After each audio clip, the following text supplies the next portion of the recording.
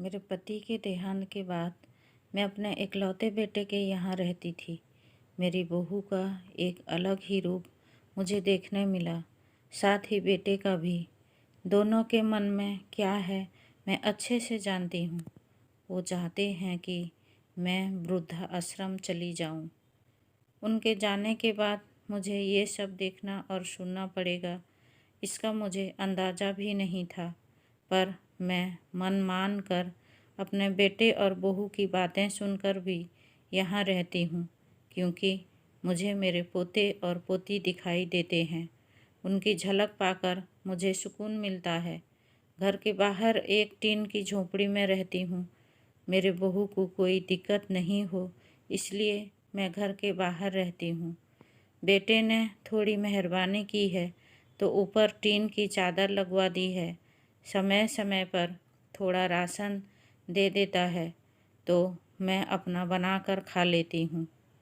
मैंने अपने बेटे को कह दिया है कि मेरी वजह से उन दोनों को कोई प्रॉब्लम नहीं होगी। बस मुझे यही रहने दें, इसी घर में मुझे मर जाने दें। मैं बस यही चाहती हूँ। मैं अपने आप को खुशकिस्मत समझती हूँ कि मेरे बेटे और बहू कम से कम मेरे लिए इतना तो करते रहते हैं। मेरा बेटा सुबह 9 बजे नौकरी को जाता है और बच्चे भी उसी समय स्कूल जाते हैं। फिर शाम को 6 बजे मेरा बेटा वापस आता है। बच्चे 3 बजे आते हैं। उन्हें आते जाते निकलते देख मुझे बड़ा सुकून मिलता है। मेरे पति के दोस्त जब कई दिनों बाद आए, मेरे पति के दोस्त थे, उनकी पत्नी का भी स्वर्गवास हो गया है। उस समय पर वो हमारे घर पर आया करते थे। उनसे हमारे अच्छे रिश्ते थे। उनका घर हमारे घर से थोड़े दूरी पर था। पैरों में समस्या हो गई थी, ठीक से चल भी नहीं पाते थे। वो बहुत दिनों बाद हमारे यहाँ आए थे। मुझे उन्हें देखकर बहुत अच्छा लगा था। उनका हाल भी मेरी तरह ही था। बच्चे अब उनसे भी परेशान थे। उन्होंने आकर मेरे पास अपना दुखड़ा रोते थे और सुनाते थे और उन दिनों को याद करते थे। बुढ़ापा हम जैसों को बहुत रुलाता है। उनकी पत्नी का भी स्वर्गवास हो गया था और उन्हें चलने उठने में समस्या थी, इसलिए वो अपना खाना भी नहीं बना पाते थे। मेरे पास आए तो मैं समझ ली कि ये इतनी मुसीबत में चलकर पुराने दोस्तों के यहाँ चाय और खाने की चाह में ही जाते होंगे। उनकी भी अपनी मजबूरी थी। वो आए तो मैंने उनके खाना बनाया और उन्हें खिलाया। मना कर रहे थे, नहीं खाना है। मुझे पता था कि उन्हें भूख लगी है। बहू ने खाना नहीं दिया। बहू ने मुझे और उन्हें खाना खाते देख लिया। वो कुछ भी ना बोली। ऐसे ही वो यहाँ 2-3 बार आए थे। जब भी वो आते मैं उन्हें खाना खिलाती।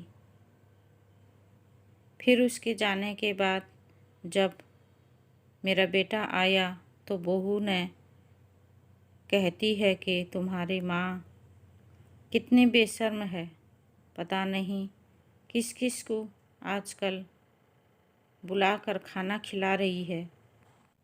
बड़ी मुश्किल से कमाया जाता है और ये लुटाने में लगी है। इनका राशन बंद करो, कुछ दिन भूखी रहेगी तो अकल ठिकाने में आएगी। मैंने कहा कि मैं हिस्से का इन्हें खिलाती हूँ, तुम्हारे पिता के पुराने मित्र हैं। फिर भी बहू का उल्टा सीधा बोलना शुरू रहा। उसने कहा कि घर के बाहर रहकर इनको बहुत आज़ादी मिल गई है, पता नहीं क्या क्या करती है। बेटा भी बोला कि कुछ दिन भूखा ही रहने दो इन्हें। मुझे बहुत दुख हुआ। तब मुझे लगा कि अब मैं गलत कर रही हूँ। एक दिन पूरा भूखा रहने के बाद मैंने सोचा कि मैं गलत कर रही हूँ। मुझे अब अपने बेटे के यहाँ नहीं रहना चाहिए और शायद गलती भी मेरी है। मेरी ही परवरिश में कोई कमी रह गई है जिसकी वजह से आज मेरा बेटा मेरे साथ ऐसा बर्ताव कर रहा है। तभी तो ये परिणाम आया है। अगली सुबह मैंने अपने बेटे को कहा कि मुझे वृद्धाश्रम छोड़ाओ। अब मैं तुम दोनों को ज़्यादा परेशान करना नहीं चाहती। बहू ने कहा कि एक दिन भूखी रही तो अकल ठिकाने में आ गई, अब सीधे रास्ते पे आ गई।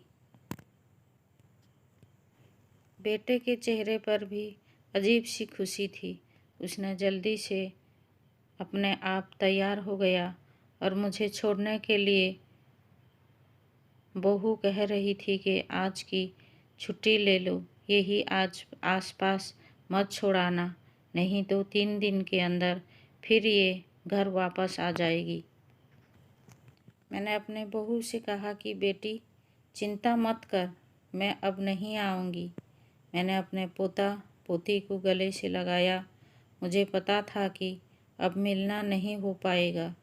बेटे को भी चाहती थी कि एक बार जी भर के गले लगा लूं, लेकिन ये मौका मुझे नहीं मिला क्योंकि बेटे ने कहा जल्दी जल्दी करो। मैंने बहू से कहा, बहू अपना ख्याल रखना और घर में सबका भी। बेटा मुझे छोड़ आया। वहाँ जाकर मैंने देखा कि मेरी तरह कई हैं, थोड़े उदास रहते हैं, फिर कुछ दिन के बाद सच को स्वीकार कर लेते हैं। अब यहाँ मैं खुश हूँ, कुछ काम भी करती हूँ। मैं चाहती हूँ कि ऐसा कहूँ कि ऐसा किसी के साथ ना हो या किसी की औलाद अपने माँ बाप के साथ ऐसा करें, लेकिन ऐसा कब किसके साथ हो जाए कोई नहीं जानता। हर माँ बाप को इसी समय के लिए खुद को तैयार रहना चाहिए और तैयार रखना चाहिए। बच्चों को पाल पोस कर बड़ा कर लो, लेकिन उनसे कुछ उम्मीद ना रखो। उम्मीद करती हूँ दोस्तों ये कहानी सुनने के बाद आप अपने माँ बाप के साथ ऐसा कभी नहीं करेंगे।